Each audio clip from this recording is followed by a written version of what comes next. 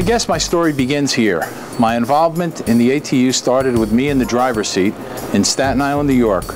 It provided me with a view of the world that many never see and the perspective of a worker in a tough job. Driving a bus in a city like New York is a quick way to learn about people, about work, and about the union. Before long, I was attending union meetings. I was a member for 5 months when we had our first strike. In 1984, I was elected Secretary-Treasurer of Local 726. I was 28 years old. I learned a great deal about union administration, pensions, contract negotiations, but most of all I learned about the power of members when they are organized. It was in 1985 that a strike in Austin, Minnesota at the Hormel plant caught national attention, and I was off to Minnesota with a group of union leaders from New York. I saw the National Guard brought in by the governor to take Hormel's side against the workers. We called it Minnesota mediation. I tried to have a normal family life by bringing my kids along to parades, pickets, and political events. They grew into adulthood with fine pro-union values. Elected as president of Local 726 in 1987, I went right to work answering questions and leading my 900-member local. Through the years, Local 726 became a militant, strong union, but we always had fun while we took to the streets, or wherever we had to go, to fight for our issues. In response to MTA disciplinary attacks on our members, we suited up in prison outfits, brought a 20-foot rubber rat, and showed our anger. When the MTA fired 30 bus operators for refusing windowless, non-air-conditioned buses in a 100-degree-plus heat wave, well, we took the fight to MTA headquarters in Manhattan. New York City laws prohibit horses from pulling carriages when it is more than 90 degrees on city streets, but bus operators have no such protection.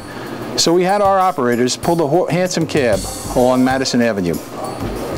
Our Secretary-Treasurer, Mike Maloney, wore a Nixon mask at a public hearing on bus service to better express the views of the MTA than they could themselves on privatization. We took our battles along with members of the State Assembly and City Council to the steps of City Hall. We took our arguments right to the public on billboards like this.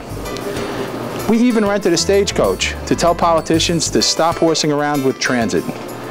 In Albany, the state capital, we lobbied and won impressive pension reforms.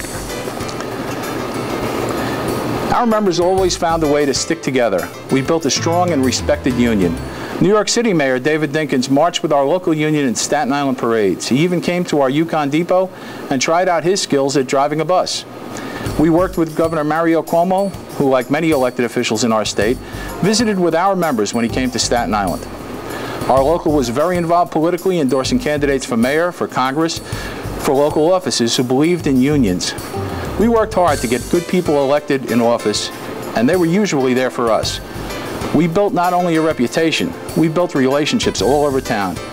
Here at a Local 726 dinner, Mayor David Dinkins greets another friend, Paul O'Dwyer, a legend of the civil rights movement. Paul had represented Fannie Lou Hamer and the Mississippi Freedom Democratic Party in getting minorities seated at the 1964 Democratic National Convention and was involved in hundreds of struggles for justice. That's International Vice President Joe Welch on the left. Then there is our continued relationship with Bill Lynch, who has run many of the important political campaigns of our time, including a stint in South Africa as an advisor to Nelson Mandela.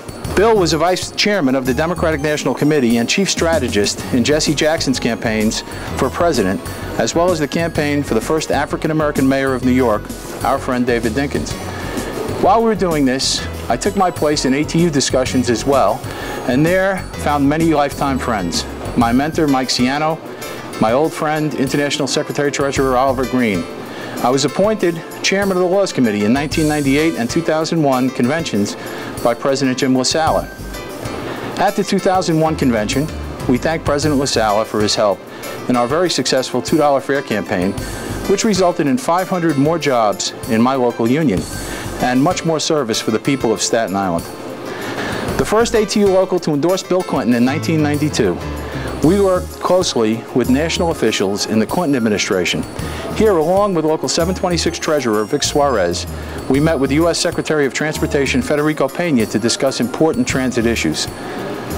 Then in 2000, another Clinton ran for Senate in New York, and Local 726 was right there at the start. I had worked with a group of unions in New York to help found the Working Families Party, a pro-worker political party in New York State. I became state treasurer of the party in the early years. We were pleased to run the First Lady on our party line, and she won that race overwhelmingly, but not before she came to Staten Island and visited with the mechanics and bus operators of Local 726, who had become a real political powerhouse. In fact, New York Magazine called Local 726 one of the politically important unions in the city. Along the way, I've had great experience and learned how to organize a successful union.